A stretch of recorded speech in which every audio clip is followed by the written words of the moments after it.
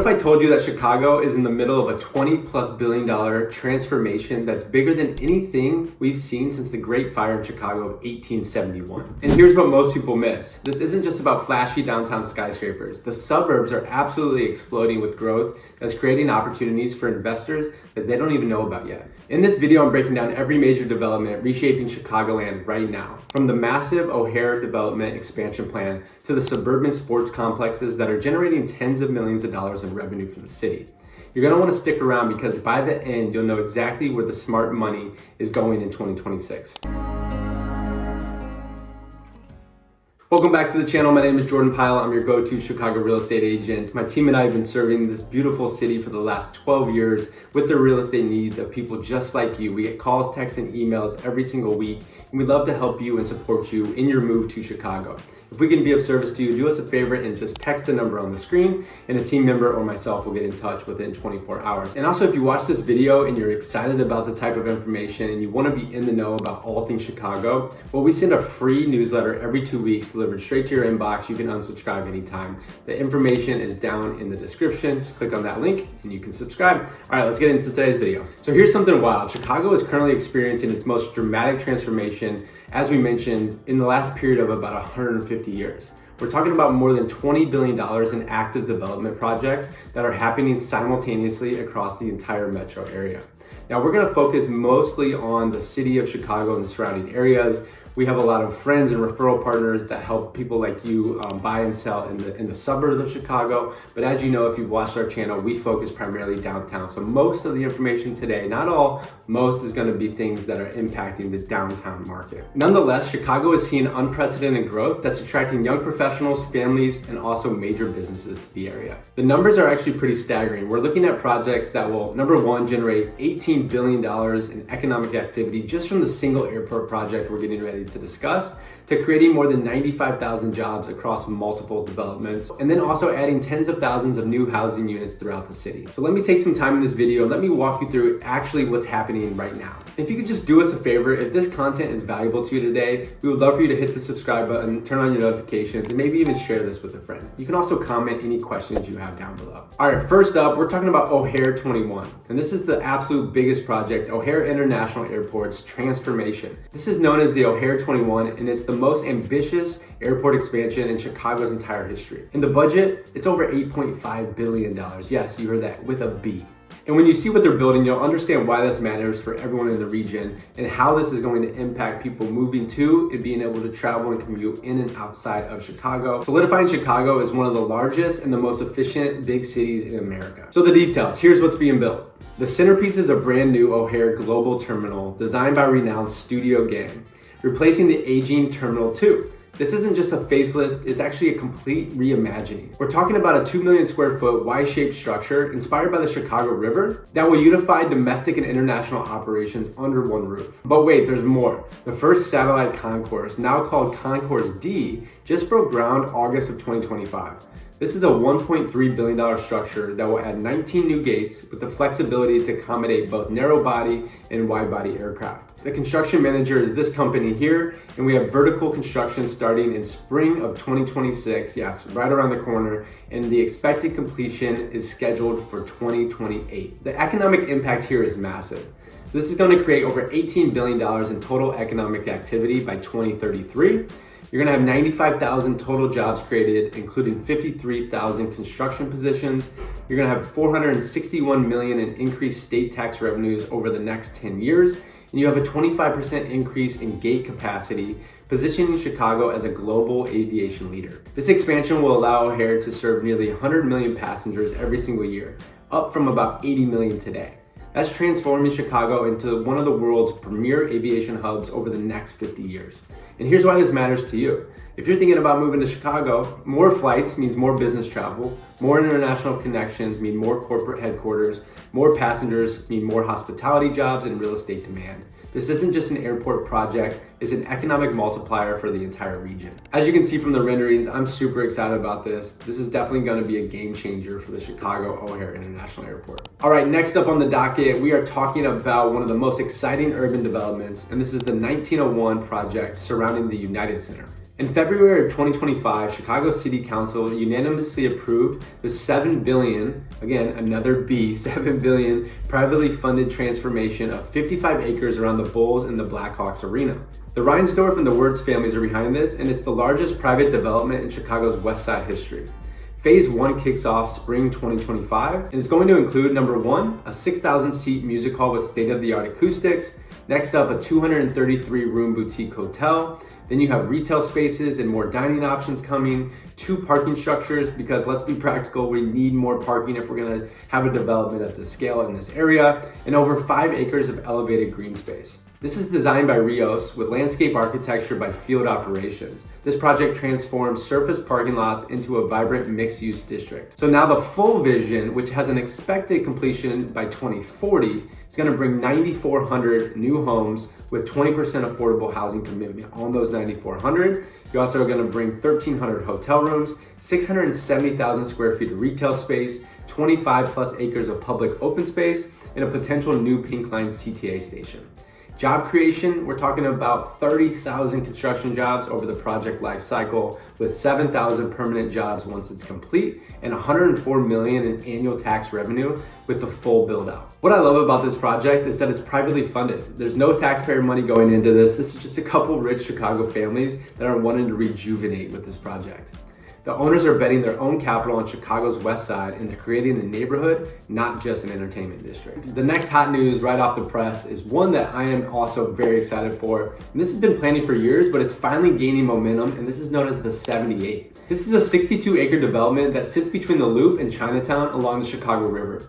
It's named as Chicago's symbolic 78th neighborhood. It's being developed by Related Midwest with a $7 to $8 billion investment. Fun fact, actually, back in the early time of my career, I think it was like my second and third year, I worked for Related Realty, which was a spin-off realty division of Related Midwest. So it was pretty cool to see all of the plans that I know that they were working on then. We've seen a lot of those come to fruition over the past 10 years, and more projects by Related Midwest will continue to happen, solidifying them as a dominant developer in Chicago. So what's actually happening now? Well, after years of false starts, things are finally moving, and the Chicago Fire FC is building a 22,000 seat soccer-specific stadium designed by Gensler as the anchor for phase 1. Owner Joe Mansuto is privately financing this $650 million facility, which is scheduled to open for the 2028 season. The full master plan includes up to 10,000 residential units with 20% affordable housing. You have 13 million square feet of mixed-use development. You have a half-mile public riverwalk extending the Chicago Riverwalk, a new CTA Red Line station at 15th Street,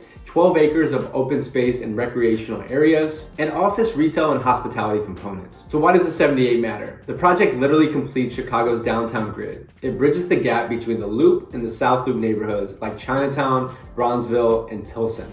The infrastructure work is already underway with the Wells-Wentworth Connector Road and new bridges being constructed. Discovery Partners Institute, a University of Illinois research facility, is currently accepting construction bids and may be the first major structure to break ground beyond the stadium. All right, so next up, number 4, hot news right off the press. Actually, not really, but it's been in the making for some time. Back actually when Sterling Bay owned the property, it was known as Lincoln Yards. Now it's being rebranded as Foundry Park, and it's starting to gain some legs and some traction. So this project has been completely reimagined from what Sterling Bay had planned for Lincoln Yards. And honestly, I think the new vision is much better. In July 2025, the major development company JDL Development and Kane Anderson Real Estate acquired the 31-acre northern section, rebranding it as Foundry Park. And if you know Chicago, you know this is just prime real estate that was just bound to be developed. And so I'm really excited to see this cool vision taking shape and hopefully this area filling in and really adding a ton of value to the city.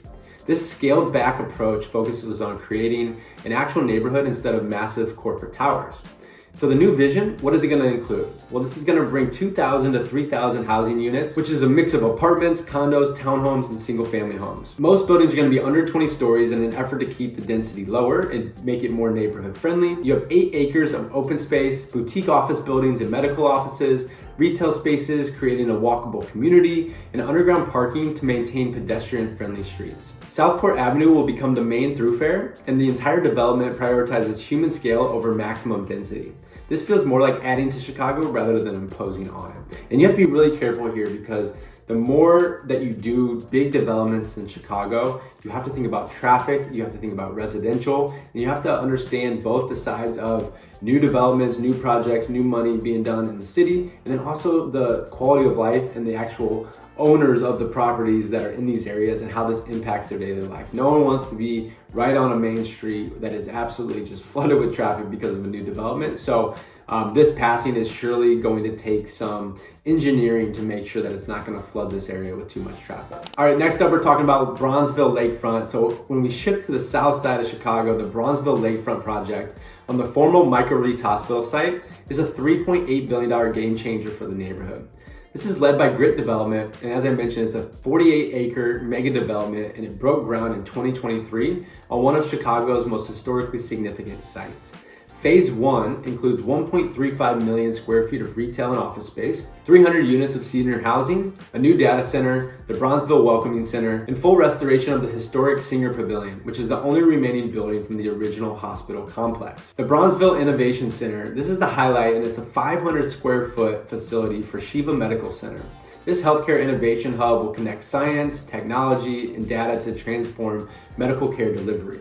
The full build-out vision that you're asking, this is going to include over 7 million square feet of development, 5,000 plus residential units, and 20,000 temporary and permanent jobs created. This isn't just construction, it's creating an entirely new ecosystem that blends healthcare innovation, housing, as well as commercial development. All right, so now we talked about a lot of the big scale projects. We're gonna continue talking about projects specifically in the city, but we're gonna just kind of zoom in a little bit more. And the first one up is we're talking about Restaurant Row going residential. So everyone knows that the West Loop is known for its world-class restaurants and Restaurant Row.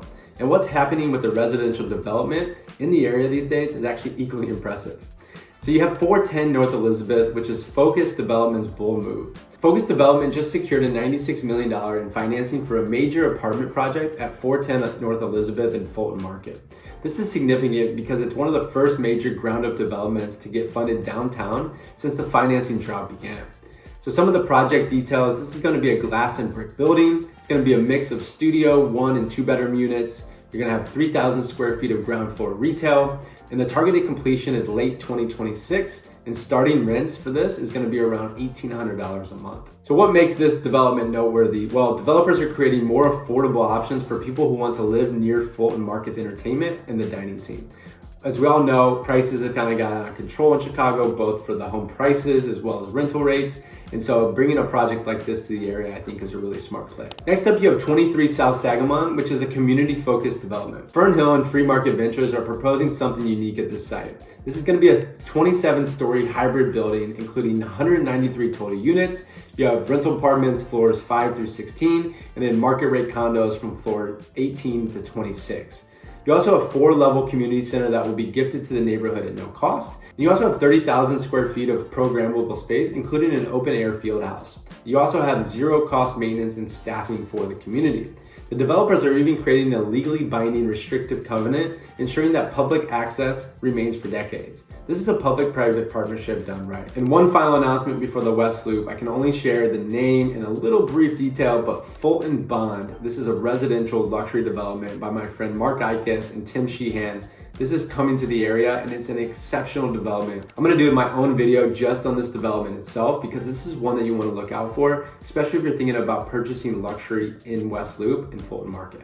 And why does the West Loop boom matter? Tim Anderson, which is the CEO of Focus, said it best. Fulton Market is the most desirable neighborhood in Chicago right now. With an 18-month downtown construction drought that only recently ended, these projects represent renewed confidence in Chicago's urban core. And while this is definitely a biased opinion, you all know I love my Lincoln Park. I do think Fulton Market and the West Loop are ripe for just an absolute boom of development in the years to come. All right, moving into River North for our next update, we're talking about the office to residential revolution. So River North has experienced something fascinating, which is a wave of office to residential conversions that are reshaping the entire neighborhood. So for example, you have River Ward at 310 West Huron, which is a new construction. ZSD Corp is developing a brand new 9-story mixed-use project that's replacing a surface parking lot with 149 apartments, ground floor retail spaces, small pocket park along Orleans, and only 21 parking spaces, reduced from 65 due to transit-oriented development designation. The expected completion on this one is 2027. So why does this location matter? Well, it's right next to the brown line and the purple L lines, emphasizing sustainable urban living. So what is it with the conversion wave that's happening when you have these multiple River North office buildings becoming apartments right now? You have 50 East Superior, Honoré properties and pre-list developments. They're converting the 7-story vacant office building into 88 apartments with ground floor retail. This is expected completion for spring of 2027. Then you have a 111 West Illinois, former Salesforce headquarters. Path Construction and Windwave secured $64 million to transform this 10-story building into 153 apartments. Construction began June of 2025 with completion targeted for the summer of this year in 2026. And you have the ground floor retail, including Roca Accor and Terry Coffee, which stays open during the construction period. You also have 56 East Superior, which Concord is converting this former shoe factory into 88 apartments. The 7-story building will feature a mix of studio, 1 and 2 bedroom units, with the basement becoming the amenity space. Demolition starts early 2026, and it's targeting a spring 2027 occupancy. So why does this trend matter? Michael Shanuda, founder of Honoré Properties, explained that some of these buildings are just a little obsolete, and you're able to buy them at a fairly substantial discount. Then we turn it into something the city honestly just really needs. Chicago has the best rent growth in the country right now, and that's because we don't have enough housing, and these projects are gonna start driving the supply for this type of housing. All right, so now moving into my neck of the woods a little bit more, we're talking about Lincoln Park, Lakeview, Bucktown, and the neighborhood densification. Chicago's most established Northside neighborhoods are adding housing strategically while maintaining their character, and this is really important. So Lincoln Park, you have a mixed-use renaissance. Your mixed-use renaissance includes 607 West Diversey, and this is being led by New York-based, I'm gonna butcher this completely, but La Pergola and Bartling Architects, and it's designed a 9-story, 100-foot mixed-use building, which is replacing a parking lot for the former Inn at Lincoln Park. Some of the features include a glazed terracotta accents in gray brick, lower 3 levels matching surrounding historic buildings, and you have construction beginning late 2026 with completion projected for 2028. You also have the DePaul Athletic Complex. And after years of controversy, DePaul University recently received City Council approval in December of 2025 to build a new athletic facility. The project replaces 4 1890s row houses with new athletic complex, and expanded public access to the Sullivan Athletic Center, public EV charging stations on campus, and construction starts summer 2026, completion projected fall 2027. Then you have the Lincoln Gardens and Meadows renewal. And this is a public-private partnership and is revitalizing the historic gateway to Lincoln Park with a $3 million in capital improvements starting in 2026. This is going to include restored pathways, new trees and planting, enhanced lighting, expanded floral gardens around historic statues. All right, so now we shift over to Lakeview, which we're talking strategic housing growth. You have the Alderman Bennett Lawson's new community plan guides where 2026 density increases should happen. Some of the key developments you want to keep an eye out for are the former Stage 773 Theater, which City Council approved for a 5-story mixed-use building featuring 40 apartments, 2,200 square feet of ground floor retail, a shared rooftop deck, 24 parking spaces and 40 bike spaces, and it's a transit-oriented development, also known as a TOD, near the Belmont Red Line. Moving into Bucktown, just over the river, you have the Milwaukee Avenue corridor growth. 1704 North Milwaukee, the developer is proposing a 7-story apartment building to replace a strip mall, which features a mix of studios through the 3-bedroom units on floors 4 to 7. You have the ground floor retail, which is going to maintain its current tenant. You have 2-level parking garage, which is controversial but strategic for supporting the local businesses. And the location directly backs up into Blue Line tracks. And last but not least, we have 1501 North Ashland, which is a 5-story building with 44 apartments, and retail received full building permits just this last July of 2025. So why do these neighborhoods matter? These aren't sprawling mega developments. These are strategic infill projects, adding housing near transit that are supporting local businesses and maintaining neighborhood character. Lakeview alone has 60% of homes built before 1970 and only 4% of housing built since 2010. These projects help meet demand without overwhelming the existing fabric of the neighborhood. All right, so that was a ton of information, and I know we kind of worked big projects on the city, kind of got downscaled to some more specific things happening in specific neighborhoods. And so what does all this development mean for you?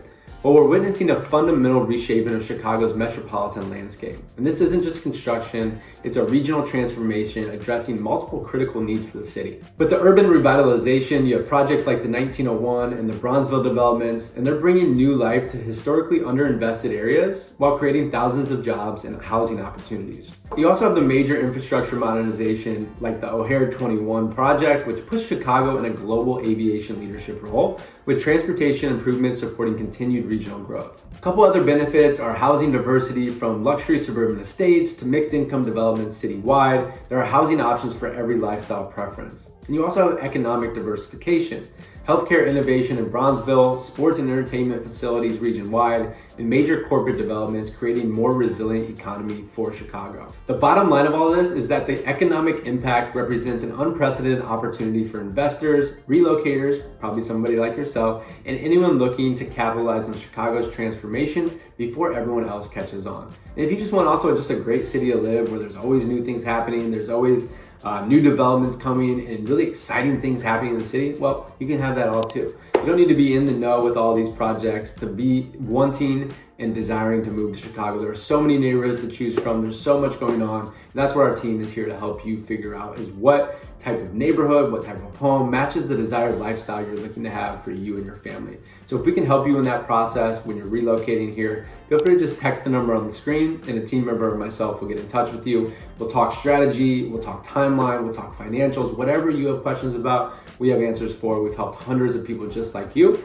and we'd be honored to help you as well. So before you go today, if this has been valuable, do us a favor, share this with a couple friends, comment any questions you have below or any other topics you want me to discuss on future videos, and definitely be sure to hit the subscribe button, turn on notifications, and go ahead and just leave us a like as well. And we'll see you in the next video. All right, peace.